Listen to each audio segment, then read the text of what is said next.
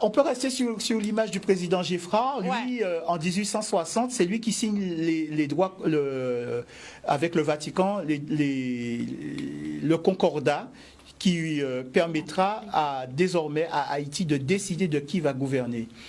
Donc, il faut savoir quand même que une fois que Haïti devient indépendante, eh bien, elle se retrouve confrontée aux pressions et aux blocus et à une forme d'embargo exercée par les Américains et par les Européens, notamment les Français et les Anglais.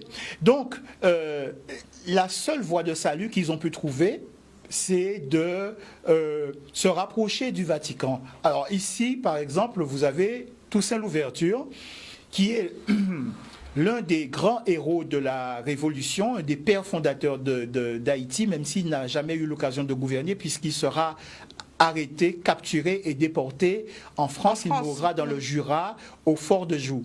Voilà. Mais c'est un très grand combattant, on dira Toussaint Bréda même. Il porte plusieurs noms, mais on dit Toussaint Bréda. Donc, on peut voir l'image suivante. Oui. Là, c'est Dessalines. Ici, c'est Jean-Jacques Dessalines, c'est le père de la nation.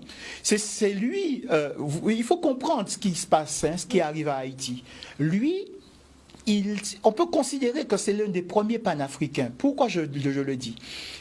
Il écrit au président Jefferson, le président américain, en lui disant, bon, nous sommes prêts à vous acheter tous les Noirs qui sont aux États-Unis pour leur offrir une patrie libre qui sera Haïti. On vous paiera, mais vous nous les envoyez. Et là, Jefferson, il se dit, mais si nous n'avons plus de bras pour faire tourner le pays est mort. Donc ce monsieur, c'est un dangereux. Et donc, autant les Anglais, les Américains et les Français se faisaient la guerre, mais sur cette question-là, ils s'entendent. Ouais. Voilà. Et donc, il y a un complot qui est monté, et sous la gouvernance sous l'influence de Pétion, il y a un complot qui est monté, et Jean-Jacques Dessalines, père de la nation, sera assassiné au Pont Rouge. Voilà. Et il y a justement un général qui arrive d'une autre région très éloignée du pays, qui s'appelle Yayou. Et ce général, qui est aussi un Ougan, va lui passer l'épée au travers du corps à 3 reprises en disant oui, dire qu'il y a encore 15 minutes, c'est celui-là qui faisait la pluie et le beau temps en Haïti. Voilà. Et donc, il faut comprendre aussi que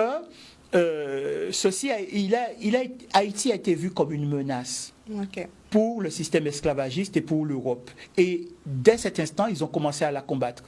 Ils ont cherché à la combattre militairement, administrativement, mais le problème, c'est que Haïti avait pris son indépendance militaire et administrative. Donc, eh bien, ils vont passer par une autre voie qui est la voie de l'Église, de l'évangélisation.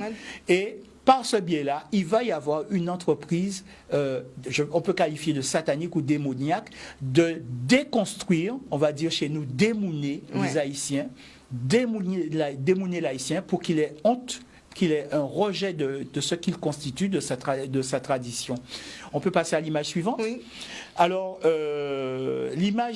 cette image, c'est le président Lysius Salomon Jeune. Alors, il faut savoir qu'à cette période où il gouverne, c'est aux alentours des années 1888 par là, il va avoir maille à partir avec un autre François Denis Légitime, qu'on appellera le général d'Avril. À cette époque-là, Haïti est très florissante. Très florissante. On n'a pas idée. C'est peut-être l'un des pays avec la monnaie la plus forte. D'accord ? Plus de 50 000 Guadeloupéens, Martiniquais et Noirs américains vont fuir leur pays pour venir travailler en Haïti et vont s'y établir. À l'époque, une gourde haïtienne vaut $50. Ah ouais. Une gourde haïtienne vaut $50. Bien évidemment, ça ne va pas durer parce qu'en 1915, Haïti sera envahi et la réserve d'or de la Banque nationale d'Haïti sera volée. Voilà. Image suivante. Alors voilà François Denis Légitime, c'est celui qu'on appelle le général d'Avril, puisqu'il faut savoir que le corps professionnel le mieux représenté au niveau de la présidence en Haïti, ce sont les généraux. La majeure partie d'entre eux, ce sont des généraux. Et qui deviennent présidents de la République et parfois se font aussi nommer président à vie. Donc lui, il a 2 périodes de gouvernance, c'est-à-dire qu'il va faire déjà un mouvement insurrectionnel, on va l'appeler pour cela le général d'avril, parce que cela aura lieu à cette période-là. Ça va être de courte durée, à peu près 3 mois, et ensuite il va y avoir 2 ou 3 ans où il va rester au pouvoir, et ensuite on n'entendra plus parler de lui. Voilà. Donc, et lui, il est dit qu'il reviendra. Mais il y a... Alors lui, il a le fait d'armes qu'il a initié en Haïti, c'était en 1888, 100 ans après, 1989, eh bien, il y a un autre général, enfin, Prosper Avril, un colonel, qui prend le pouvoir, mais ça ne dure pas. 3 mois après, il n'est plus là. Voilà. Image suivante. Alors ici, vous avez un président qui est très très important, c'est le 4e gouvernant d'Haïti qui s'appelle Jean-Pierre Boyer.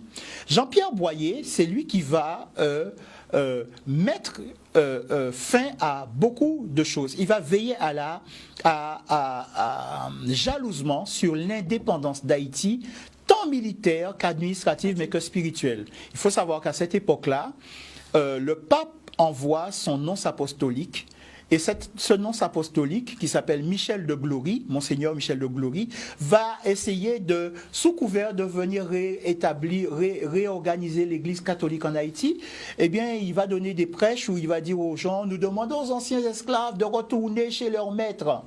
Et quand Jean-Pierre Boyer entend cela, eh bien, il surveille secrètement tout cela, et puis un jour, il envoie l'armée, on capture tout ce beau monde, ils sont battus et remis sur un bateau.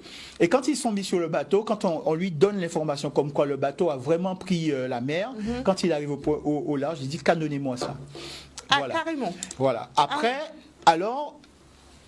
La France qui ne s'avoue pas vaincue, parce qu'il faut savoir que Monseigneur de Glory, c'était un agent secret de Charles X, qui était le roi de France. Donc, ils ont cherché par une image qui était hors de tout soupçon, en l'occurrence un nonce apostolique, pour pouvoir réinstaurer un certain nombre de choses et tenter de reprendre la main sur Haïti. Et en tout cas, le président Boyer va régler cette question-là. Et ensuite... reste le problème des loges maçonniques, parce qu'en fait, les colons, ce sont des Français qui sont le plus souvent affiliés au Grand Orient de France. Mais, bon, certains Haïtiens ont déjà commencé aussi à être initiés dans... Oui, bien sûr. Et donc... il avant qu'un jour, dans les loges, ils ont reçu un message disant vous êtes indépendant administrativement, vous êtes indépendant militairement, mais spirituellement, n'oubliez pas que vous êtes toujours dépendant du Grand Orient de France. Et lui, il va dire casse-code.